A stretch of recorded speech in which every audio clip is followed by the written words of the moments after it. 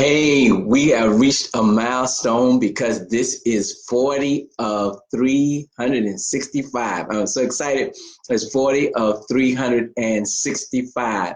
40 of 365 for you, though, those of you who have been with me, know that this means this is the 40th live video of 365 that I've committed to do, start on February 1st, 2019 until January 31st, 2020. That would be my 365th video. And right now, this is the 40th. They say 40th is the new 30, right? Not 40th. 40 is the new 30. I'm not exactly sure that's applicable now, but I'm so excited about that. Thank you for spending time with me and listening to me. Hopefully it's helping you as much as it's helping me. This is Dwayne Bennett, Rapid Transformation Coach, engaging trainer, and motivational speaker. And I just left the library. And I was doing some work. And it kind of reminded me when I was in high school, I got voted the most likely to succeed. I got voted the most likely to succeed in high school.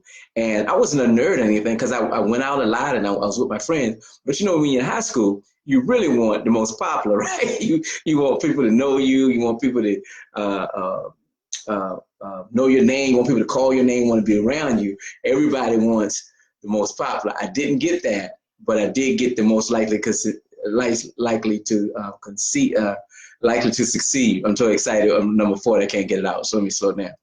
I did get high school senior year, the most likely to succeed. And when I thought about it, you know, even though I went out and even though I had a good time, the reason I was voted the most likely to succeed, a lot of it had to do was because I made good grades.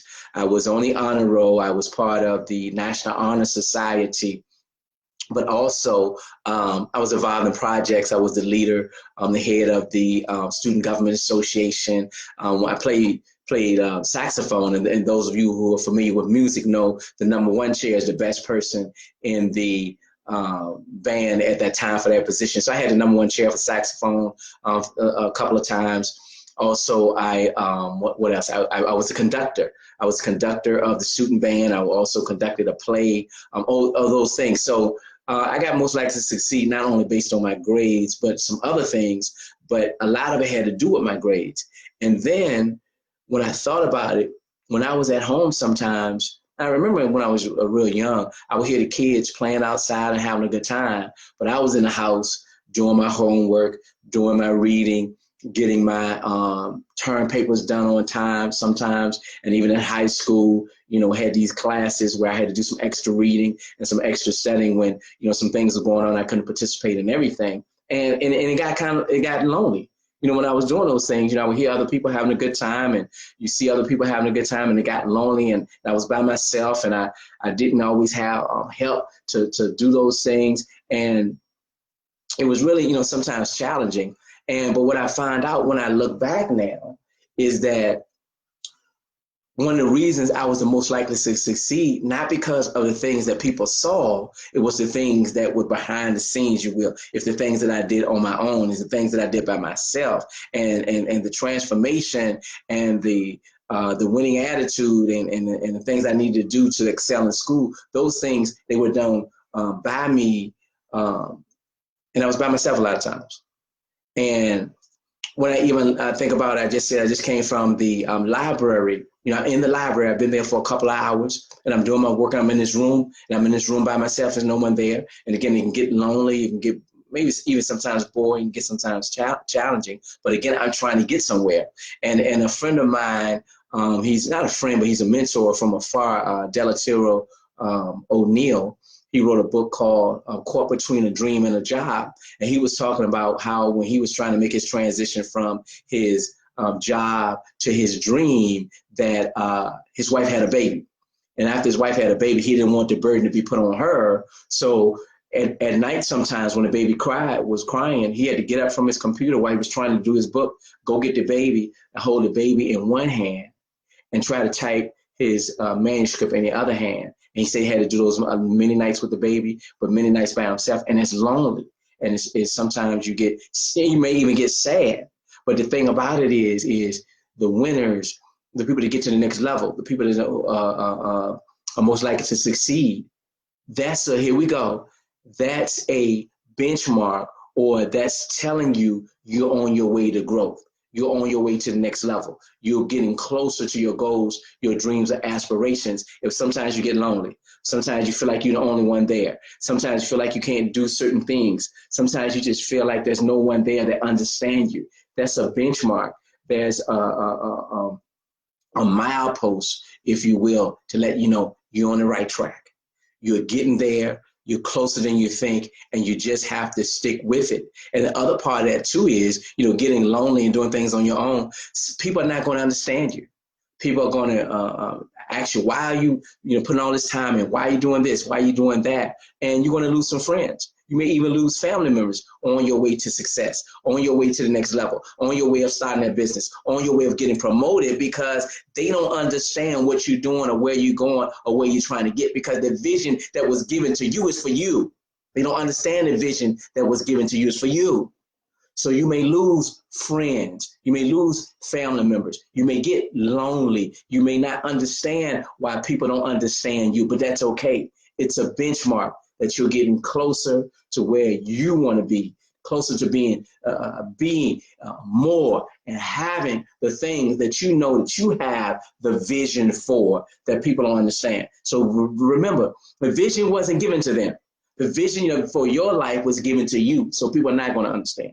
And it's going to take, just like I was going to the library by myself for a couple of hours. Tonight, while some of you are asleep, I'm going to be working on some other things to get to my business. Maybe working on making my videos better. Maybe working in my office, making it look more friendly. I know I have some written work I have to do. I have to write articles. Nobody's going to write these articles for me. I have to upload the articles. I have to get those things. Even if I use automation, the work has to be done, and nobody's going to do it for me but me. And it's the same thing for you. And it may be lonely, and it may be challenging, and you may want to throw in the towel, and no one's going to be there, and you're going to be up late at night, and you're going to be by yourself, and you're going to lose friends, and you're going to lose family members, and you're going to lose some things that you think was important. But what's happening is all of that weight is falling off of you, and now you can soar. Now you can take off. Now you can get there because you're light. Because you're light. The things that you thought that you needed were breaking off, and now you're ready to soar. Now you're ready to fly. Now you're ready to get there. So if you haven't gotten it, here it is. Loneliness, being by yourself, having some doubts about what you're doing, people not understanding you, people falling off. People, matter of fact, it just came to me. I had a coaching client. She worked for a bank. And she called me one day, and we had a coaching session, and I could hear her sniffling. And I was like, what's going on? And what's wrong? And she was crying. And she said, the more I read the books you tell me to read, the more I do the things you tell me to do, the further I'm getting in my career, people around me don't understand me. And she said, it's lonely. She said, now I used to have people to eat at lunch with me. Now I eat by myself. And now sometimes even the people I used to hang with, I can't hang with them because I have to do the work. And she understood, though. She had a dream. She had an aspiration. She had a vision. She had somewhere she wanted to go. And the only way she could do that, sometimes, hey, it's on your own.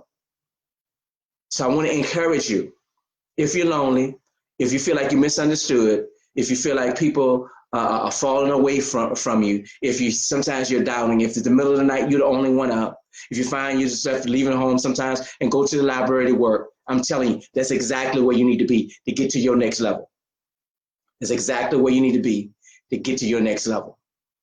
So I want to leave you with that thought. I want you to think about that when you're by yourself, right? When you're alone. And I want you to encourage yourself. Don't see it as a negative. Here we go. I always like to reframe things. Don't see your loneliness as a negative. Don't see you going off by yourself as a negative. Don't see you staying up late as a negative. Don't see that people not understand you as a negative. See it as a positive, because you know you are doing what you need to do. Here we go. For you. For you. I always tell my clients, when I speak a lot, this concept, I put it this way, but I don't know what other way to put it is, you're going to have to be selfish. You're going to have to be selfish towards your dreams, because that's the only way you're going to get there. And that doesn't mean like don't help people. That doesn't mean like, you still shouldn't have friends or family, those things, but you're going to have to focus on you to make you better. Then once you get to the next level, here you go. Once you become more valuable yourself, then you'll be, oh my, this is good. You become more valuable to the people around you. I think I got that concept from, I forgot, Lisa Nicholas from The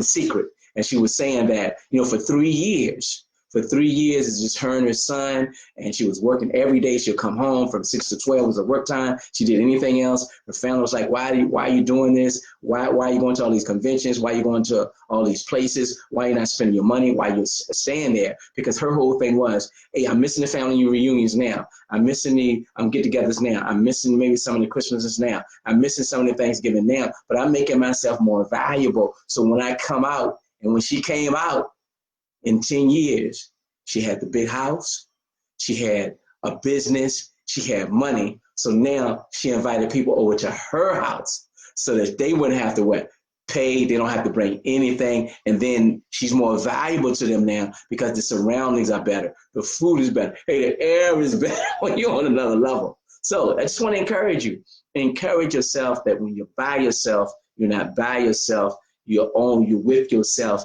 making yourself better to get to your next level, because the vision was given to you, not to them, and they don't understand what you're doing. But that's okay, because that's telling you you're on your path, you're on your way, you're almost there. It's Dwayne Bennett. Do more of what makes you awesome, and I'll see you on the other side.